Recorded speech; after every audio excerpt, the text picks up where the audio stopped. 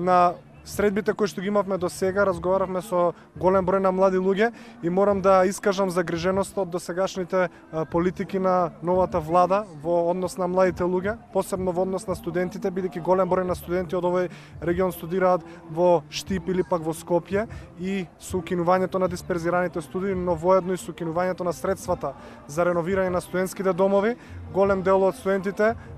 кои што очекуваа од септември или пак од наредната студентска година да се вселат во реновирани студентски домови, нема да го имаат можност да го направат тоа. Би сакал да ги поттикнам сите млади луѓе кои што ќе се најдат во населените места каде што ќе идеме наредниот период, да ги дадат своите идеи за предстојните локални избори, бидејќи предстојните локални избори се уште еден печат, односно одговор на сите негативни политики за младите на СДСМ и на 15 октомври на локалните избори ќе му одговорат младите на Зоран Заев дека не гледаат во него партнер, односно дека единствен нивни партнер е ВМРО ДПМН, а тие локални избори пред се ќе бидат увертира за предвремени парламентарни избори на кои што се разбира ВМРО ДПМН повторно ќе дојде на власт.